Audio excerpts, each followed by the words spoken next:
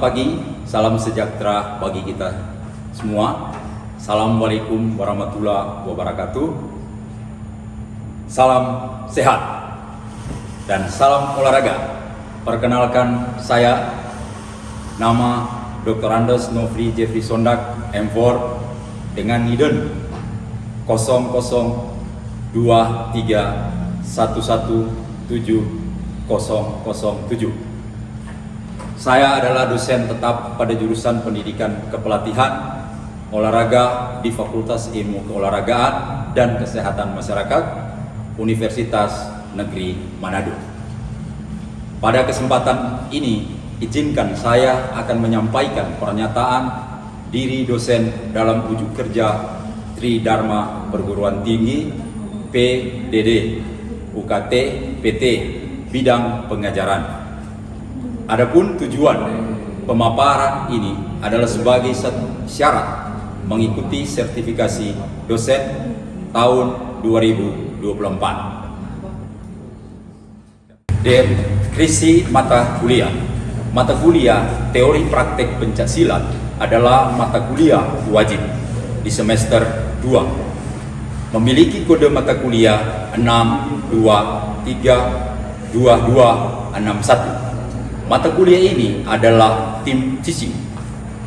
Mata kuliah ini membahas dasar-dasar pencaksilat, termasuk teknik dasar, aturan, dan etika dalam pencaksilat. Selain itu, mata kuliah ini juga akan mengembangkan kemampuan fisik, teknik, taktik, dan mental mahasiswa dalam seni bela diri tradisional Indonesia. Adapun capaian pembelajaran mata kuliah teori praktek pencaksilat yaitu 1. Mahasiswa mampu menjelaskan sejarah, fisiologi, dan konsep dasar pencaksilat. 2. Mahasiswa mampu menunjukkan dan melaksanakan teknik dasar pencaksilat dengan benar. 3. Mahasiswa mampu memahami dan menerapkan aturan dan etika dalam pencaksilat. 4. Mahasiswa mampu mengembangkan kemampuan fisik yang diperlukan dalam pencaksilat. Media pembelajaran dan evaluasi proses belajar mengajar. Media pembelajaran dapat menggunakan e-learning LMS Unima sebagai salah satu layanan yang diperuntukkan bagi dosen mahasiswa berupa perangkat lunak berbasis web yang dapat digunakan untuk mendukung kegiatan belajar mengajar secara daring dan online yang dilakukan secara jarak jauh. Itu dapat juga menggunakan platform lain seperti Zoom, Google Map, media, dan lain-lain. Metode pembelajaran, student center learning, ceramah, dan diskusi kelompok, serta praktek. Evaluasi proses belajar mengajar. Evaluasi proses belajar mengajar PBM dilaksanakan dengan mengujikan soal esai, pilihan ganda, dan ujian praktek yang dapat diunggah melalui web e-learning Unima Unima sesuai kontrak perkuliahan yang telah ditetapkan dengan proporsi yang sesuai antara jumlah soal, durasi waktu, dan rentang waktu daring yang telah ditetapkan. Sistem penilaian. Adapun sistem penilaian dalam mata kuliah ini yaitu 1. Tugas mandiri diberi bobot 10%, 2. Praktek diberi bobot 20%, 3. Ujian tengah semester diberi bobot 30%, dan ujian akhir semester diberi 40%. Adapun kriteria kelulusan dalam mata kuliah ini yaitu diberi nilai 3,60 sampai 4,0 diberi huruf A dengan kategori sangat baik dan diberi keterangan lulus. Berikut 3,00 sampai 3,59 diberi huruf B dengan kategori baik, keterangan lulus. Yang berikut 2,00 sampai 2,99 diberi huruf C dengan kategori cukup, diberikan keterangan lulus. Dan yang berikut 1,00 sampai 1,99 diberi huruf D, kategori kurang, keterangan belum lulus. Yang terakhir, nilai 0,00 sampai 0,99 diberi huruf E dengan kategori sangat kurang, keterangan belum lulus. Adapun topik mata kuliah teori praktek pencaksilat, yaitu terdiri dari 14 tatap muka dan 2 pertemuan sebagai asesmen. Pertemuan 1, penjelasan mata kuliah dan konsep dasar etika dan filosofi pencaksilat. 2, teknik dasar pencaksilat tentang sikap dasar dan gerak dasar. Pertemuan 3, teknik dasar pencaksilat tentang langkah dan posisi tubuh dengan baik. Pertemuan 4, teknik dasar pencaksilat tentang pukulan dan tendangan. Pertemuan 5, teknik dasar pencaksilat tentang tangkisan dan hindaran. Pertemuan ke-6, kombinasi teknik dasar pencaksilat dengan baik. Pertemuan 7, latihan fisik dalam olahraga pencaksilat. Pertemuan 8, ujian tengah semester. Pertemuan 9, teknik dasar pencaksilat tentang teknik kuncian dan lemparan. Pertemuan 10, teknik dasar pencaksilat, teknik kuncian dan bantingan. Pertemuan 11, teknik bertahan dan menyerang dengan baik. Pertemuan 12, teknik pencaksilat dalam simulasi pertandingan. Pertemuan 13, teknik pencaksilat dalam simulasi pertandingan lanjutan. Pertemuan 14, pertandingan pencaksilat dengan baik. Pertemuan 15, teori pembuatan sistem pertandingan pencaksilat. Dan diakhiri pada pertemuan 16 dengan UAS. Berikut ini saya akan tampilkan video proses pembelajaran. Untuk itu kita saksikan video berikut ini.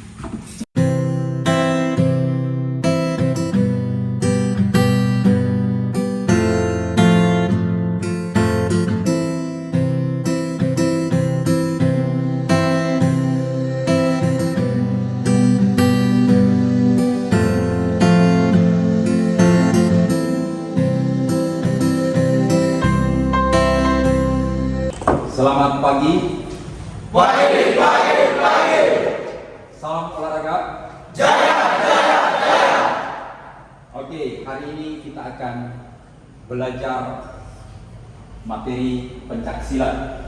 Tetapi sebelumnya, untuk belajar pencaksilat kita dahului dengan doa. Jadi ada teman kita yang akan memimpin kita dalam doa hari ini. Untuk Livi, silakan.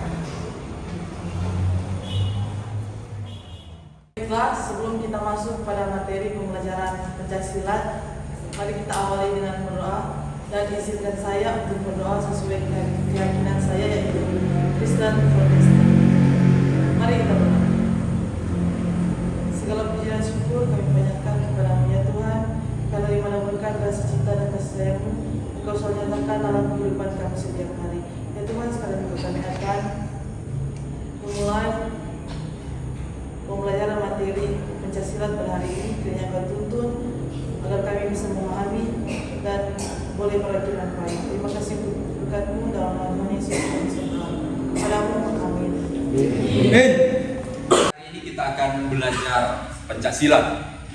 Dan pada minggu kemarin kita sudah belajar mengenai organisasi pencak silat. Nah, organisasi pencak silat di Indonesia, mungkin masih ada yang ingat? Siapa yang bisa bertanya? Oke. Lebih keras. IPSI. Siapa yang tahu kepanjangan daripada IPSI? Oke, berdiri. Ikatan Pencak Silat Indonesia.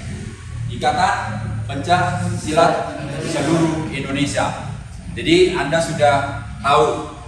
Kalau begitu kita akan langsung pada materi kita hari ini, yaitu kita akan belajar bersama-sama, yaitu teknik dasar pencak silat. Nanti kita akan belajar mengenai teknik dasar kuda-kuda. Nah, kuda-kuda ini diambil dari kata kuda, yang berarti posisi seseorang itu berada di atas kuda. Jadi posisinya dengan gaya kuda-kuda, sehingga kata kuda-kuda diambil dari arti kita naik kuda. Nah, untuk teknik-teknik dasar ini ada beberapa teknik yang akan kita pelajari nanti dalam praktek. Tapi hari ini kita akan pelajari lewat teori, yaitu pertama kuda-kuda depan, ya, kuda-kuda tengah, kuda-kuda belakang, dan kuda-kuda samping, serta kuda-kuda silang. Nah, di antara kuda-kuda ini yang kita akan pelajari nanti dalam praktek, kita akan meragakan gayanya. Jadi seperti kalau kuda-kuda depan, jadi posisi kaki, coba Anda melihat ke saya, yaitu kaki kiri depan, kemudian berat badan kita bawa ke depan. Jadi belakang agak tekuk sedikit, dengan posisi berat badan sekitar 90% berada pada kaki bagian depan. Jadi berat badan di sini. Ya. Kemudian pandangan berada ke depan pada sasaran atau lawan. Sedangkan posisi kedua tangan kita berada pada posisi depan, yaitu dengan sikap siaga. Nah, sedangkan untuk teknik kuda-kuda belakang adalah merupakan kebalikan dari gerakan kuda-kuda depan, yaitu di mana kita memposisikan diri pada kuda-kuda, kaki belakang agak ditekuk sehingga kaki belakang menopang 90% berat badan kita. Sedangkan posisi kaki depan agak ditekuk sedikit. Dan posisi pandangan sama, yaitu ke depan, ke arah lawan atau sasaran. Kedua tangan berada dengan sikap siaga di depan dada. Dan untuk posisi kuda-kuda samping itu dalam posisi seperti ini. Kuda-kuda samping kita tinggal menarik ke samping kaki yang satu, up, kemudian ditekuk. Jadi berat badan berada pada kaki yang ditekuk. Sedangkan gerakan tangan mirip dengan gerakan-gerakan tangan pada kuda-kuda sebelumnya. Pandangan juga sama. Dan untuk yang silang, nah di sini ada perbedaan posisi kaki pada kuda-kuda silang.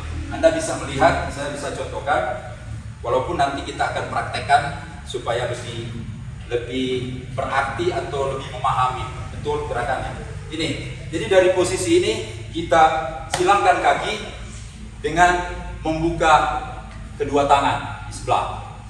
Nah, pada posisi ini kita bisa mengkonter lawan dari belakang ataupun dari depan. Dengan cara ini kita bisa mengkonter dengan kaki, begitu juga di depan dengan kaki. Jadi pada posisi kuda-kuda silang ini memungkinkan kita untuk menjatuhkan lawan kita. Oke? Ada pertanyaan sejauh ini? Kalau tidak ada, kita masuk pada teknik berikutnya. Teknik pukulan.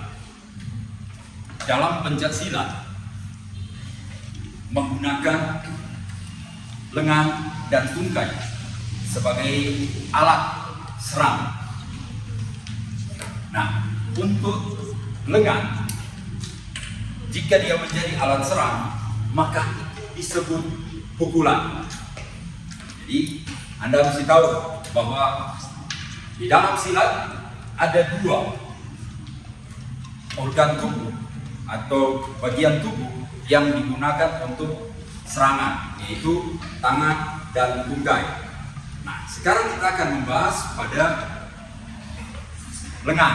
Nah, lengan ini, jika kita menggunakan lengan, maka itu disebut pukulan. Dan pukulan itu memiliki beberapa model pukulan, atau dengan kata lain, cara pukulan.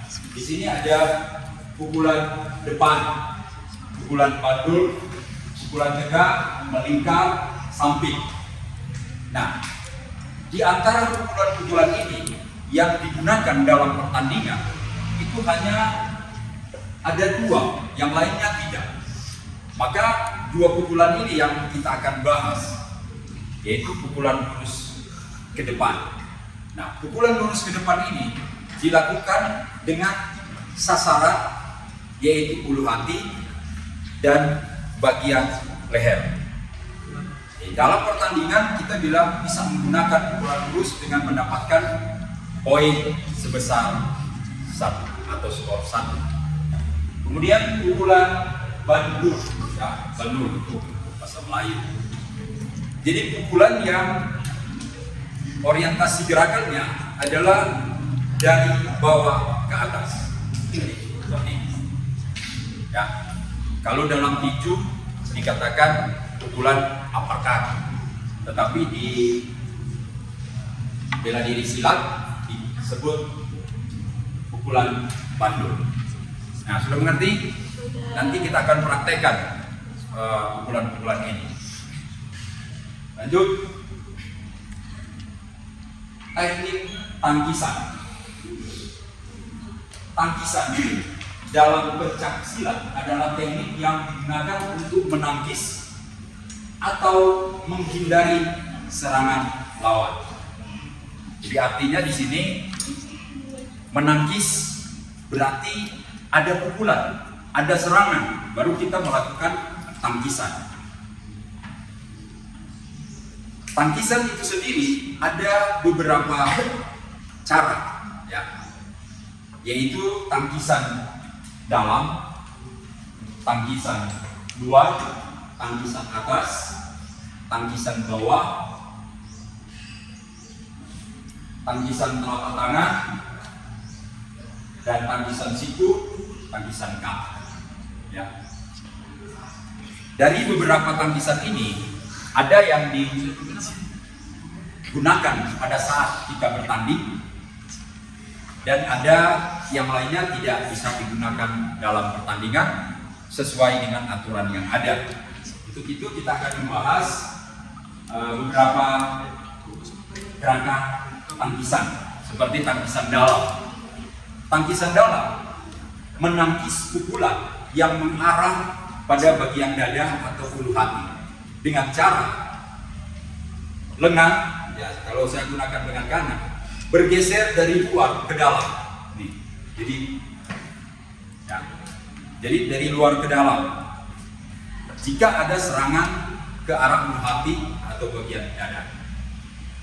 Sedangkan pada tangkisan luar, di mana gerakannya akan menangkis pukulan yang mengarah pada bagian lengan di samping. Jadi kalau kita gunakan tangan kiri atau tangan kanan, ini berarti dari dalam ke luar.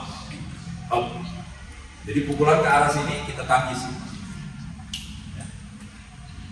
Jadi sudah dua tangkisan yang kita pelajari, kita tambah dengan tangkisan atas. Ini tangkisan atas berarti posisi, ya, kalau saya posisi kangkang seperti ini, saya naikkan, ya, naik, ya, itu orientasi gerakan tangannya dari bawah ke atas. Nah, tangkisan atas ini untuk menangkis pukulan yang mengarah pada bagian kepala. Oke. Terakhir yaitu teknik atau sikap berbaring.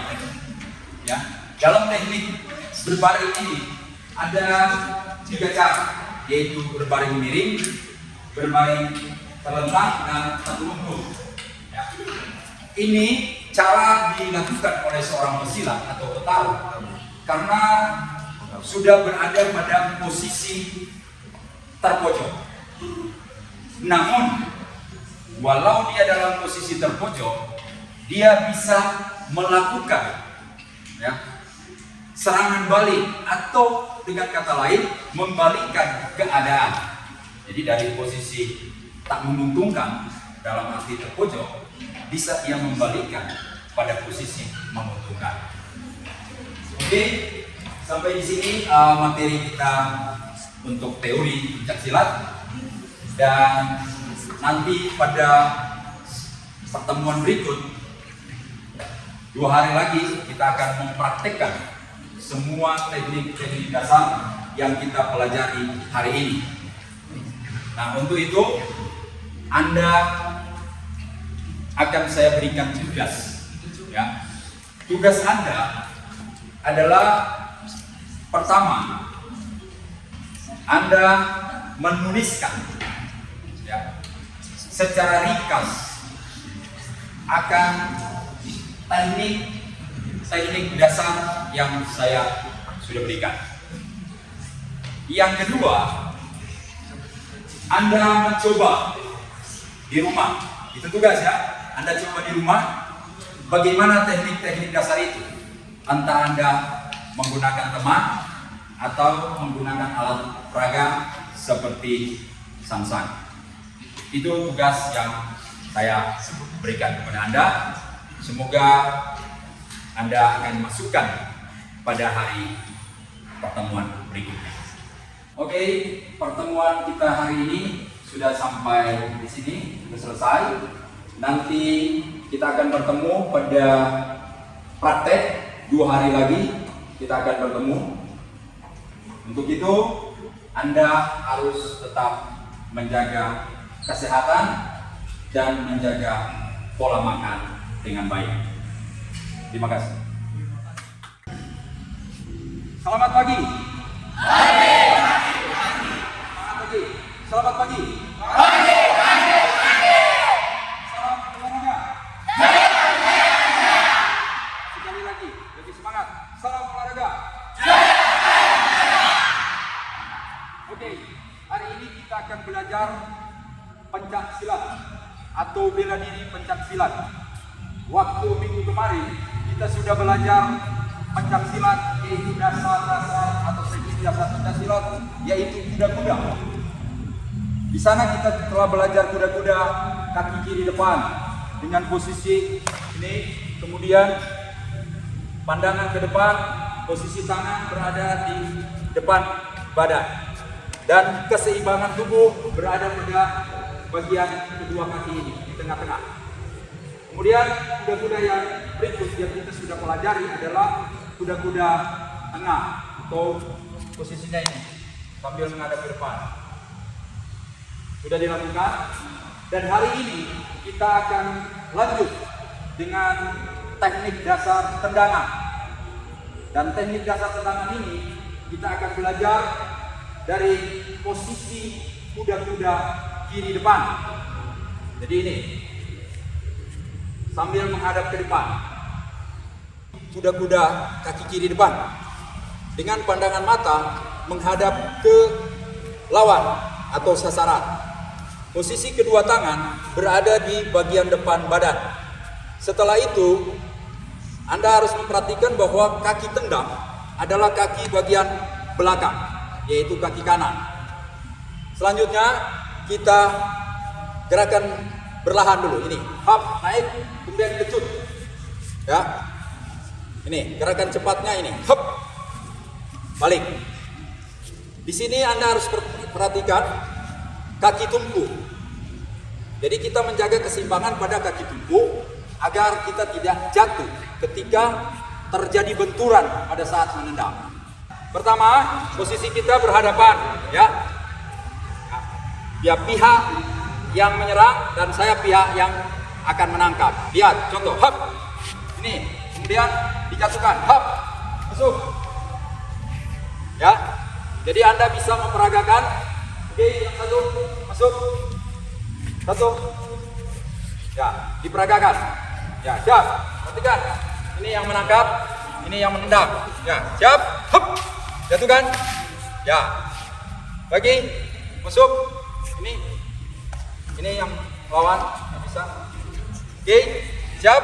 Kau menyerang, ini yang bertahan, dia jatuhkan. Go. Hap. Hap. Oke, teknik tendangan sabit. Lihat contoh semua. Jadi pada posisi ini, lihat kuda-kuda tetap sama. Lihat. Stop. Ya, sekali lagi. Lihat. Hap. Ya, selesai. Perhatikan, coba berdiri. Ya, 3 orang. Lakukan tendangan sabit. Ya, coba lihat. Di sini, putar. Ya, kelihatan. Ya, siap. Ya, hop. Ya. Siap, ancang-ancang. Siap. Hop. Ya, lagi. Terakhir. Siap. Hop. Oke, kembali duduk. Hari ini kita sudah selesai dengan teknik tendangan dan rangkaian untuk bisa menjatuhkan. Ada pertanyaan mungkin sebelum saya tutup? Ada pertanyaan? Oke, ada dari teman Anda. Dengar pertanyaannya. Silakan. Bagian kaki yang DP pengenaan yang benar itu benar disabit bagian mana sebenarnya? Oke, pertanyaannya bagus sekali. Yang lain ada lagi? Tidak ada? Oke, kalau begitu Mer akan menjawab. Pengenaan bagian kaki yang mana pada teknik tendangan sabit? Ya, perhatikan baik-baik. Tendangan sabit menggunakan bagian punggung kaki untuk pengenaan pada sasaran. Gimana pertanyaannya? Jelas? Oke, hari ini kita sudah selesai dan nanti kita ketemu minggu depan. Semoga Anda tetap menjaga kesehatan dan tetap semangat. Salam olahraga.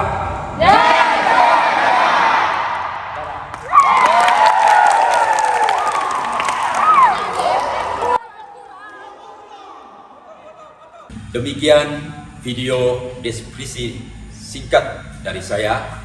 Semoga dapat memberikan gambaran pendidikan dan pengajaran tentang mata kuliah teori praktek pencaksilat di jurusan Pendidikan Kepelatihan Olahraga di Fakultas Ilmu Keolahragaan dan Kesehatan Masyarakat Unima. Atas perhatiannya, saya ucapkan terima kasih. Saya Dr. Andes Novi Jeffrey Sondak, Magister Fisiologi Olahraga, pamit undur diri. Semoga video ini bermanfaat. Salam olahraga.